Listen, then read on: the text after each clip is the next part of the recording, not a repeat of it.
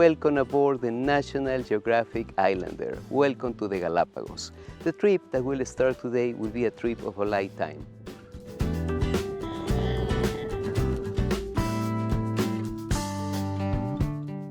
Along these days, we'll have great company with wonderful travel mates, knowledgeable natural history staff, beautiful landscapes, and the incredible naivete seen nowhere else in this planet.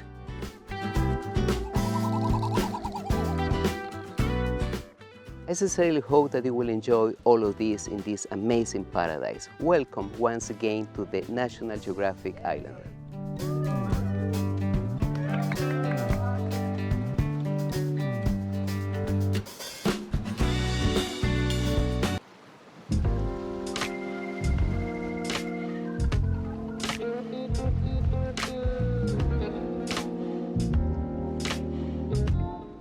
We're walking on a forest of Palo Santo trees, incense trees, family of frankincense and myrrh. This is the time of the year to finally start to see the Palo Santos or the incense trees blooming, which means, taking their flowers, taking their leaves out. The rest of the year, these Palo Santos are completely dry. You cannot see any leaf, they are completely dormant. They are like dead-looking trees. And awesomely, we were able to also spot, a few frigate birds with the pouch, with the gular sac filled up. They usually do this, when it's the mating season for these birds.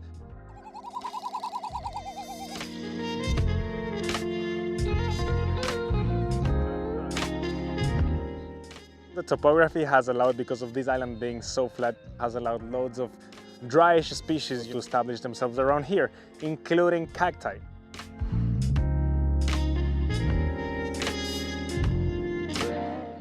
Land iguanas, in fact, will be sometimes waiting for the cactus pads to fall off.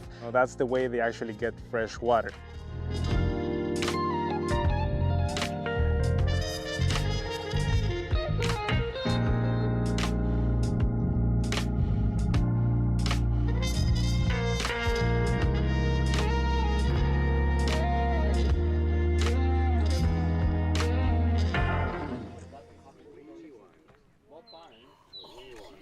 Where's Bernie?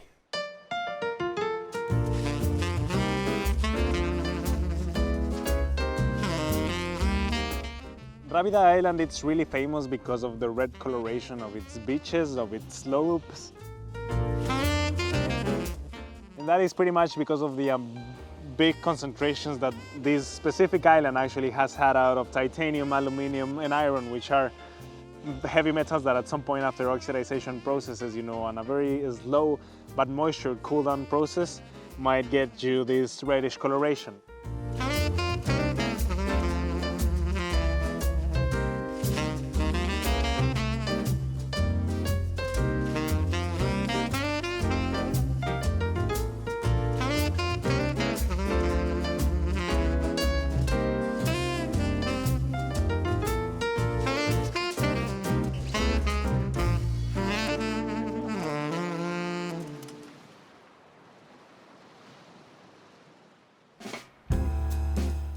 Hello everybody, may I have your attention. In less than 10 minutes we'll be crossing the equatorial line. So please come and join us here in front of the airship.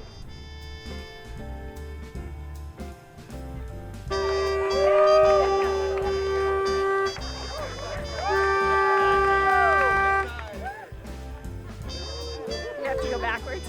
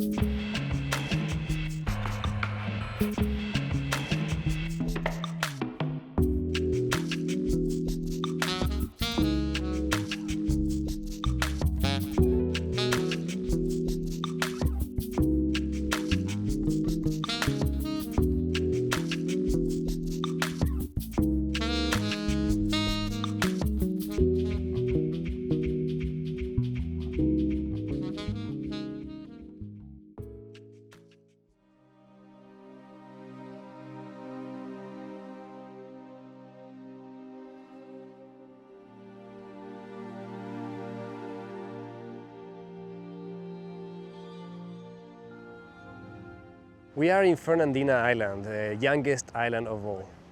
This island will help us understand how the first island ever emerging looked like.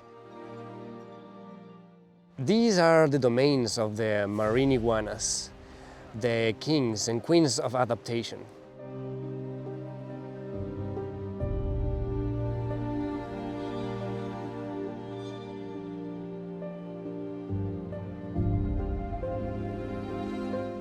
These iguanas changed into black creatures that are marine, spit salt, and swim with their flat tails. We are visiting one of the very few patches of sand of this island. This is where the marine iguanas nest. They use their sharp claws to dig on the sand to lay the eggs. About 3 months from now, they will start hatching.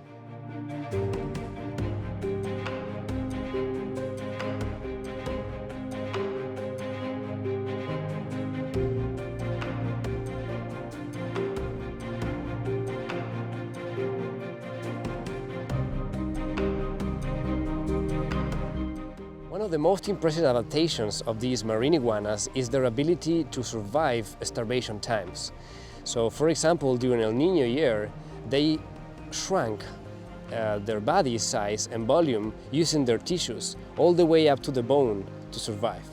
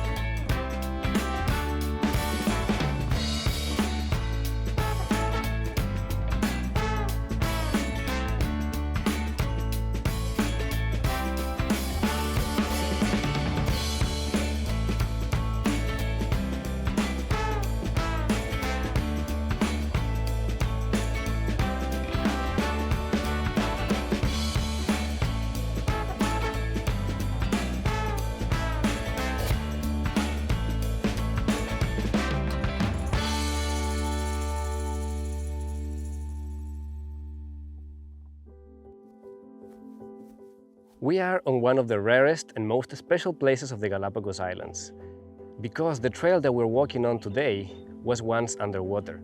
The event that took place on this area is known as an uplift. This took place in 1954, and since then the area has dramatically changed. The marine life that once covered this site is now on the surface, fertilizing these grounds, allowing the flourishment of this green forest. The perfect scenario for encountering unusual reptiles. I've never seen giant tortoises ever, so this is a once-in-a-lifetime experience for me. I find that this is a very special place and understand why it's so important to conserve the area and protect it. I hope that future generations will be around to enjoy this for many years to come. It is priceless and beautiful.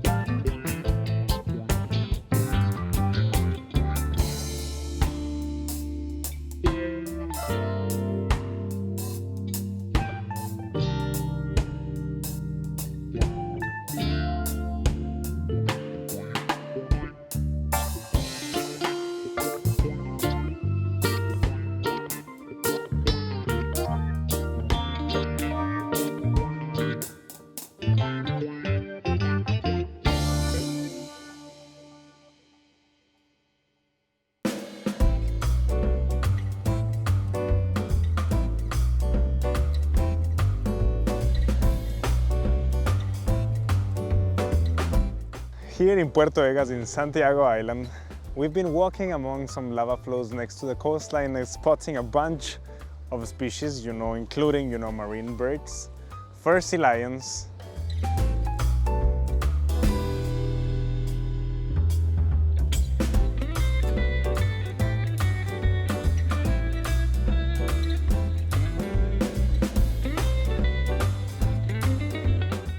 This has been our last outing of the week. I really hope you've enjoyed this wonderful trip. We've navigated among volcanoes, and hanging around a bunch of giant tortoises and iguanas. Thank you very much for traveling with us, and we really hope you're back.